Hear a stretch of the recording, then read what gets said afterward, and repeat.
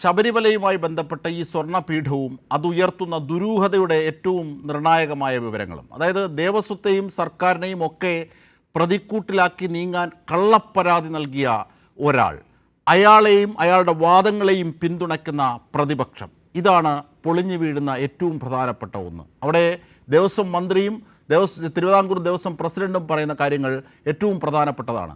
കാരണം ദേവസ്വത്തെ പ്രതിക്കൂട്ടിലാക്കാനുള്ള ശ്രമം ആഗോള അയ്യപ്പ സംഗമത്തിൻ്റെ പശ്ചാത്തലത്തിൽ നടന്നു. അതാണ് ഈ കള്ളപ്പരാതിയിൽ ബോധ്യമാകുന്നത്. ആ കള്ളപ്പരാതിയെ പ്രതിപക്ഷം പിന്തുണച്ചതെങ്ങനെ? നമുക്ക് ഈ റിപ്പോർട്ട് കൂടി ഒന്ന് കാണാം. ശബരിമലയിലെ സ്വർണ്ണപീഠവും സ്വർണ്ണപ്പാളിയും എല്ലാം ഉയർത്തിക്കാട്ടി സംസ്ഥാന സർക്കാരിനെതിരെ പ്രതിപക്ഷവും ഒരു വിഭാഗം മാധ്യമങ്ങളും നടത്തുന്ന കള്ളപ്രചാരണങ്ങളാണ് പൊളിഞ്ഞത്. ശബരിമല സന്നിധാനത്തെ ദ്വാരപാലക ശില്പങ്ങളിലെ സ്വർണം പൂശിയ പീഠം ആരോപണമുന്നയിച്ച ഉണ്ണികൃഷ്ണൻ പോറ്റിയുടെ സഹോദരിയുടെ വീട്ടിൽ നിന്ന് തന്നെ ദേവസ്വം വിജിലൻസ് കണ്ടെത്തി.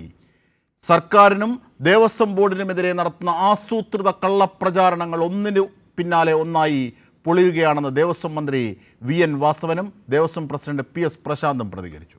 സമഗ്ര റിപ്പോർട്ട് കൂടി ഒന്ന് കാണാം.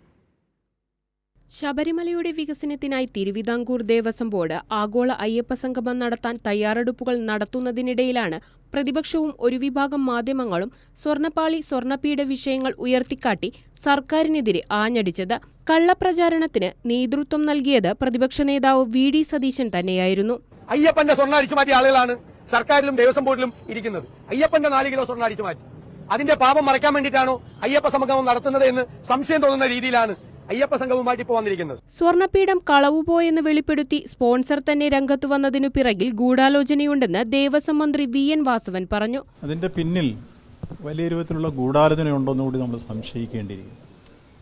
ഏതായാലും ബഹുമാനപ്പെട്ട കേരള ഹൈക്കോടതി ഈ വിഷയത്തിൽ ഇടപെട്ട് ഉത്തരവ് പുറപ്പെടുവിച്ചാണ് ദേവസ്വം ബോർഡിന്റെ വിജിലൻസ് തന്നെ അതിന്റെ അന്വേഷണം നടത്താൻ നിർദ്ദേശിക്കപ്പെട്ടത്. ഈ 4.5 വർഷമായി കാര്യം എടുത്ത് ഒളിപ്പിച്ചു വെച്ചതിന് ശേഷം കണ്ടില്ലെന്ന് പറഞ്ഞ് നമ്മളെല്ലാം ബഹുജനങ്ങളെ ആകെ വിഡ്ഢികളാക്കുന്ന രൂപത്തിലുള്ള പ്രതികരണങ്ങളാണ് ഇവരുടെ ഭാഗത്ത് വന്നുകൊണ്ടിരുന്നത്. ശബരിമലയുടെ നടത്തിപ്പുമായി ബന്ധപ്പെട്ട എല്ലാ കാര്യങ്ങളും സുതാര്യമാണെന്ന് Devaswom board president PS Prasanth പറഞ്ഞു. ആഗോള അയ്യപ്പ സംഗമത്തിന്റെ പകിട്ട് കളയുന്നതിന് വേണ്ടി ഇയാൾ കരുതിക്കൂട്ടി ചില ആളുകളുമായി നടത്തിയ ഗൂഢാലോചനയാണോ എന്ന് എനിക്ക് സംശയമുണ്ട്. കാരണം ഇയാളുടെ കയ്യിൽ ഉണ്ടല്ലോ.